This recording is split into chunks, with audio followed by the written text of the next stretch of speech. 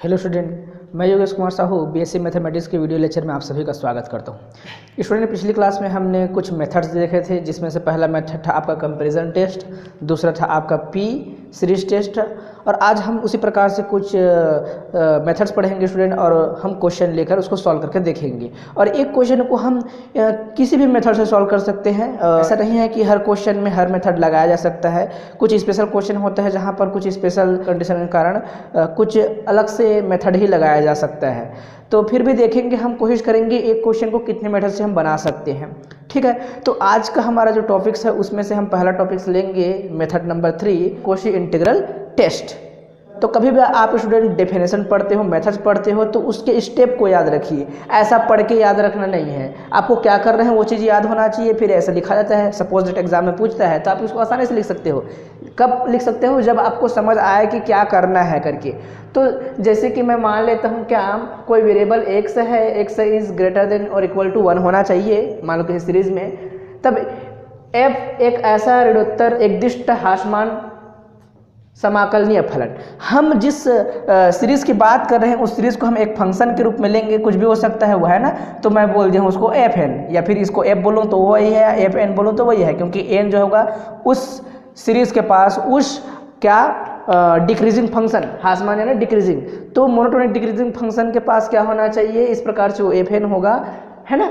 तो वो fn को मैं क्या मानूंगा, उसी को तो मैं un मानूंगा। उस सीरीज को मैं फंक्शन मान लूँ या फंक्शन को वो सीरीज मान लूँ, एक ही मतलब है।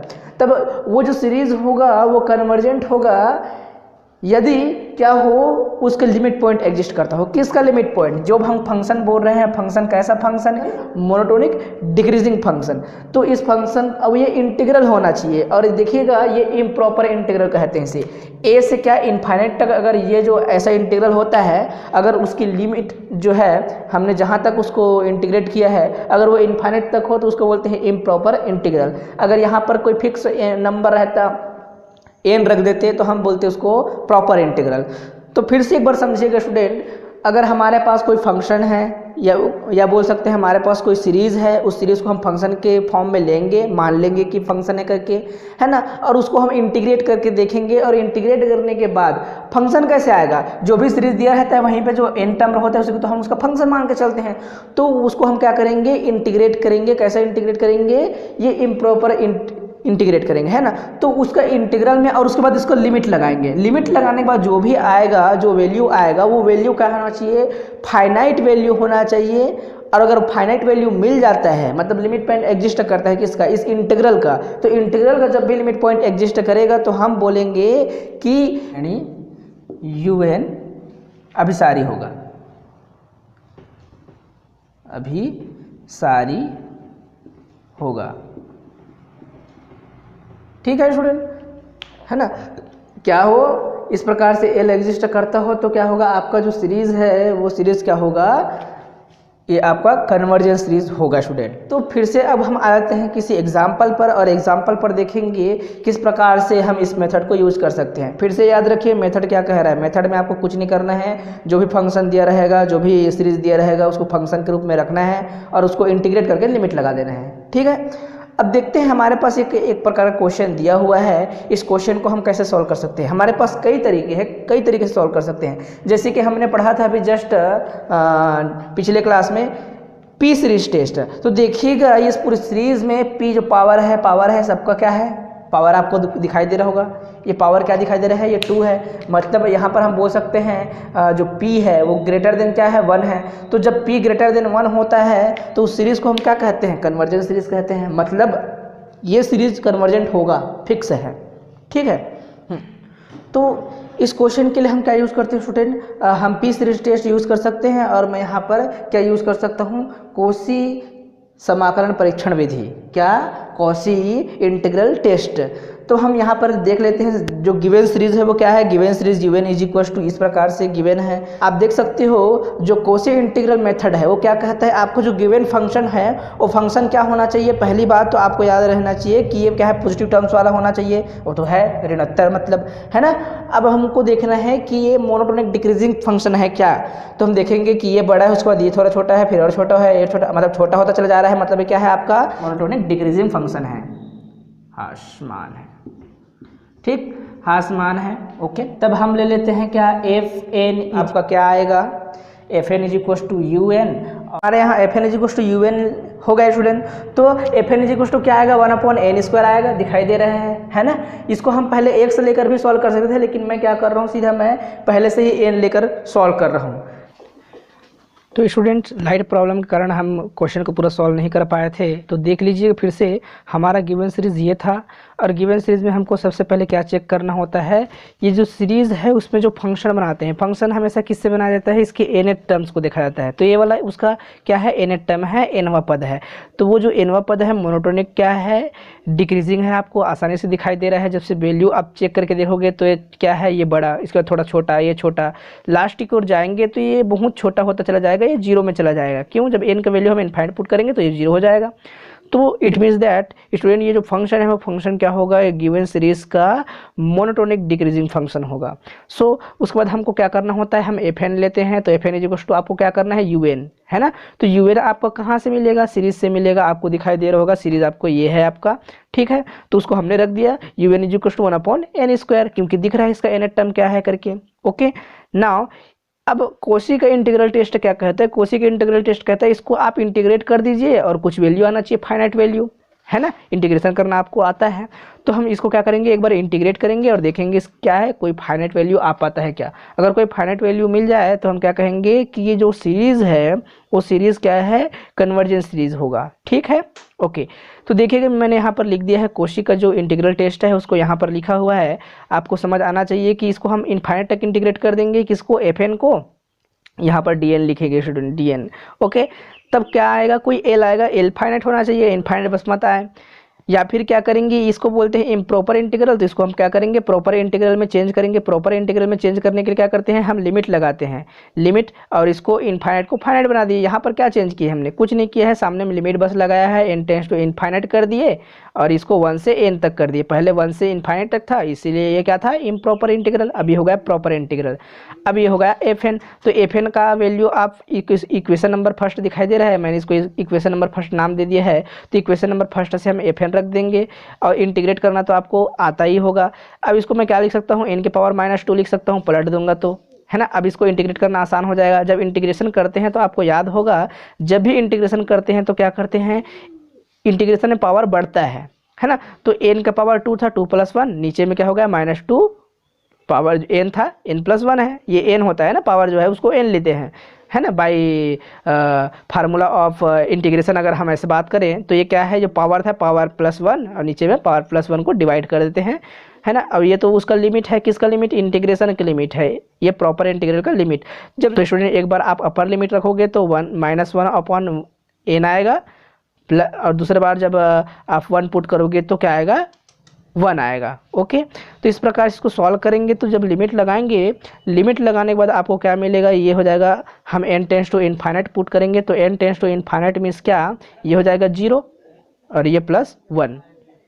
इट मीन्स दैट ये हो जाएगा आपका, ये की वैल्यू आपको दिखाई दे रही है, वैल्यू क्या वैल्यू है स्टूडेंट, फाइनाइट वैल्यू है। इट मीन्स दैट ये जो पूरा गिवन सीरीज होगा उसका कन्वर्जेंस सीरीज होगा, बिकॉज ये आपका जो इंटीग्रल है वो क्या है, ये आपका इंटीग्रल जो है ये इसका फाइनाइट वैल्यू आ रहा है, इसलिए ये आपका पूरा जो सीरीज़ होगा वो आपका क्या सीरीज़ होगा, कन्वर्जेंस सीरीज़ होगा, ठीक है। हम फिर से एक क्वेश्चन लेते हैं और उस पर अप्लाई करेंगे हम कोशी इंटीग्रल टेस्ट। तो देखिएगा इस प्रकार से एक सीरीज दिया है, तो आपको कैसे चेक करना है कि कौन से वाले क्वेश्चन पे कौन सा टेस्ट अप्लाई करना है। कई बार कई टेस्ट क्या है, लंबा हो जाता है ना। तो आपको देखना है कि क्या शर्त पूरा कर रहा है। ये शर्त क्या चाहिए था, अगर जब भी कोशी इंटीग्रल आपको लगाना हो तो जो फंक्शन है, ये फंक्शन जो बन रहा है ये क्या होना चाहिए, मोनोटोनिक डिक्रीजिंग होना चाहिए। तो देखिएगा मोनोटोनिक डिक्रीजिंग है कि नहीं, ये थोड़ा सा क्या है, मान लो ये छोटा है, 1 से छोटा है, लेकिन इधर जाओगे तो इससे और छोटा है, इससे और आगे जाओगे तो इससे और छोटा मिलता चला जाएगा। मतलब ये जो फंक्शन है कम होता चला जा रहा है, मतलब ये क्या है, मोनोटोनिक डिक्रीजिंग फंक्शन है। तो देखिएगा हम क्या करते हैं, अप्लाई करते हैं कोशी इंटीग्रल टेस्ट।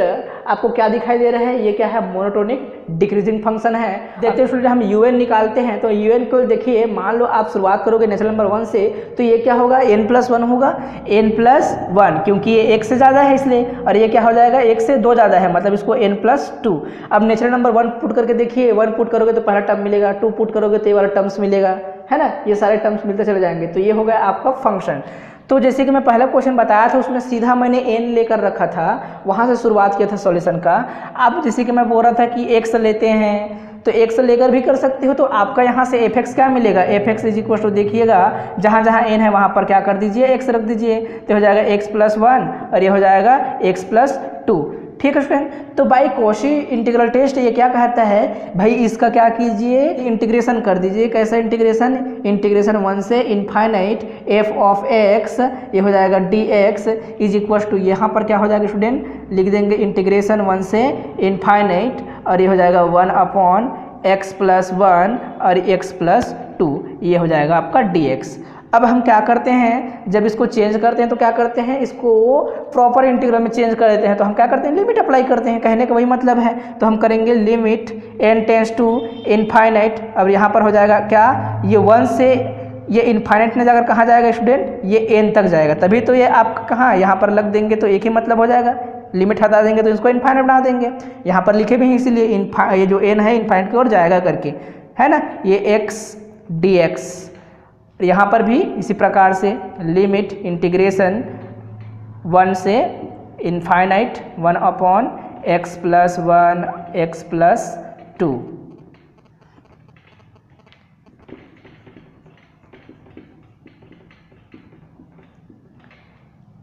ठीक है, इस प्रकार से हमने लिख दिया इसको। यहाँ सॉरी इनफाइनाइट नहीं, यहाँ पर क्या होगा n होगा।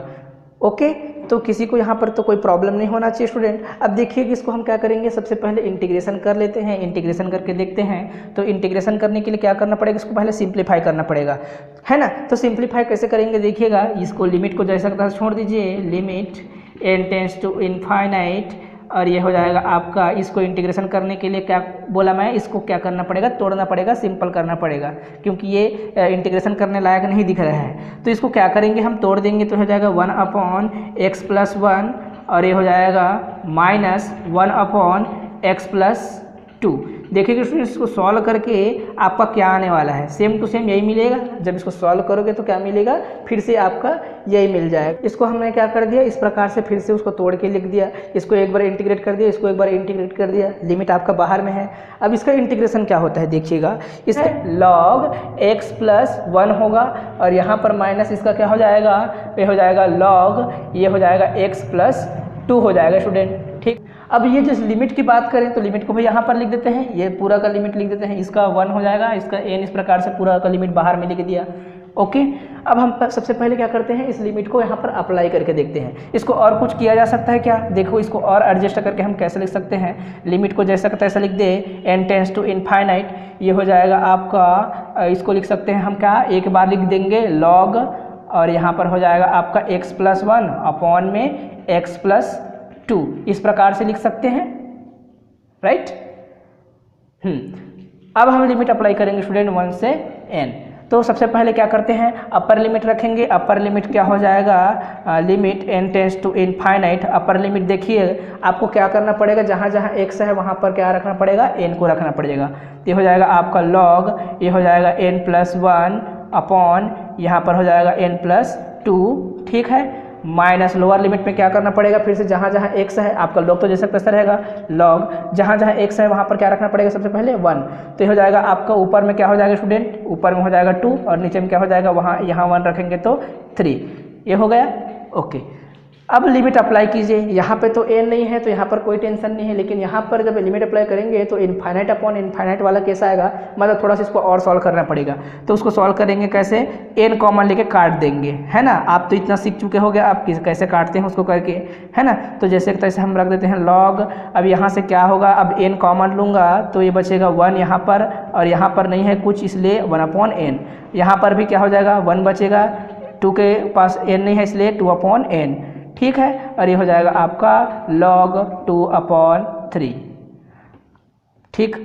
अब यहाँ पर हम क्या कर सकते हैं, n की जगह इनफाइनाइट पुट कर देंगे तो ये हो जाएगा आपका, देखिएगा इनफाइनाइट पुट करेंगे तो हो जाएगा आपका log। अब लिमिट हटा देंगे तो जब भी आप यहाँ पे पुट करोगे इनफाइनाइट तो हो जाएगा 0, ये हो जाएगा 0, तो 1/n 1/1 मतलब क्या 1, तो इसको मैं लिख दिया क्या, log 1। और यहाँ पर क्या हो जाएगा माइनस, ये हो जाएगा आपका log 2/3, ठीक। अब इसको हम और कैसे लिख सकते हैं, अब log को क्या कीजिएगा, एक साथ लिख दो करते हैं। जैसे देखिएगा ये होगा log n minus log m रहता है, तो हम क्या करते हैं उसको एक बार लिख देते हैं log n अपॉन m करके, है ना। तो इसके अपॉन में इसको डिवाइड कर देंगे, तो देखिएगा ये क्या हो जाएगा आपका, ये हो जाएगा log ये 1 के अपॉन में इसको डिवाइड करेंगे, तो मतलब ये क्या हो जाएगा 1/2/3, मतलब इसको हम पलटी मार के लिख सकते हैं, तो क्या आएगा आपका log 3/2 आएगा।